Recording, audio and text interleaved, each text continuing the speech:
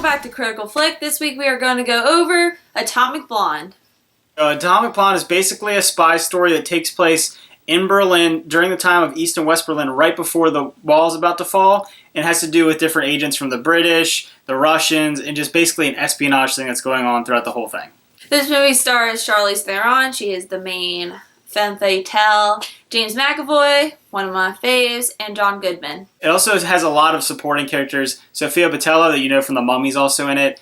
And there's a lot of other small characters. But basically, it focuses on Charlize Theron and James McAvoy for the most part. I thought Charlize Theron was a very good, kick-ass, bad type girl. There was a lot of action. She pulled off, most of the stunts. It was pretty cool. James McAvoy, he wasn't in it as much as I was hoping he was going to be in it, because I do like him, but he plays I don't know. Yeah, he plays like a smart-ass, slimy trickster guy. Yeah, I'd have to say the performances, they were decent. They weren't anything amazing. It wasn't like it jumped off the page like she did in Mad Max or he's done in Split. But they were both serviceable and everyone played their role. And nothing was amazing, but it definitely wasn't bad. Yeah, I agree. So this movie is stylized from the very beginning, from the very intro song to the title and how it's thrown on the screen. Everything is stylized. Yeah, I have to say the style was really good in this movie, and it was really interesting to have that 80s retro neon style to it, but it definitely felt like a style over substance type movie. You could tell that the style was clearly the most important thing about the movie over actually the characters and the story and the plot. And while it was really cool, it felt like that's what they were going for. Just that style is really what they wanted to put on screen. Definitely played a lot of 80s music. Yeah, the soundtrack was actually really cool. Mm-hmm. I personally didn't think at multiple times it matched really well with the movie. Other times it worked perfect. But it didn't have that perfect, Baby Driver sync up with the music like I was hoping. The trailer showed a lot of that, and I didn't see as much in the movie. You didn't like Father Figure by George Michael playing? Well, there were parts...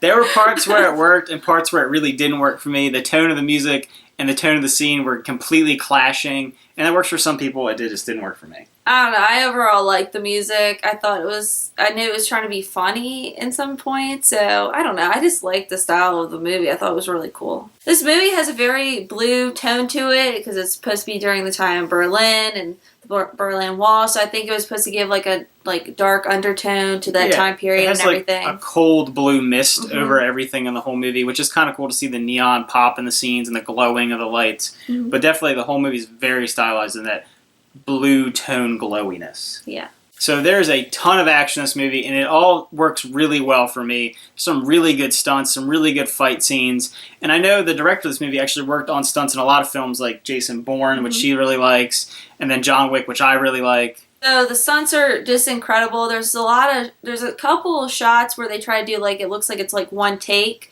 and I thought that was really cool. Really different, and it really went well with the music and everything that was going on in that one scene. The fighting definitely reminded me of Jason Bourne, just from the action style and how it was so brutal at times. You really got into it. Sometimes it'd just be dead silence. There wouldn't be any music, and it's very Bourne-esque. And it did have that John Wick gunplay at times. So it had the best of both worlds. Mm-hmm. So it definitely is a hard R. There's a lot of really brutal violence in it and a little bit of gore, especially people's heads exploding, getting shot off and stuff. And a lot of sexual stuff going on too. Yeah, there was a lot of nakedness. Yeah, if you want to see Charlize Theron naked, this is the movie for you. And there, like he said, there is a lot of brutal stuff going on, and there was one scene towards the end. It was just it got extremely brutal, and I was like, "Holy, okay, we're going there." But it was overall, I liked the fighting and everything in the movie. So the story to me, like he said, and how I hinted that it was very more stylized over the script itself and the character build. That was just a little. I don't know. It didn't do anything for the movie for me. I didn't really know the characters that well, besides Charlize Theron being a BA, going at it, being an agent and everything.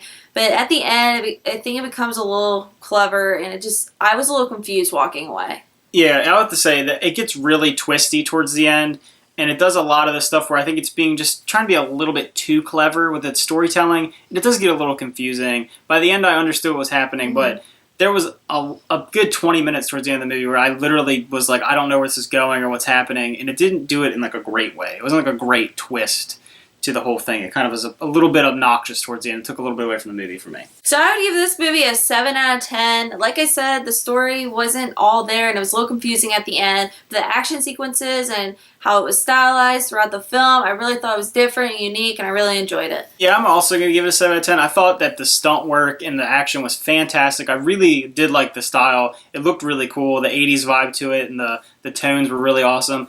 But at the end of the day, the story just wasn't great for me. It got really just a bit too clever, a bit too convoluted, a little choppy in the way it was all put together.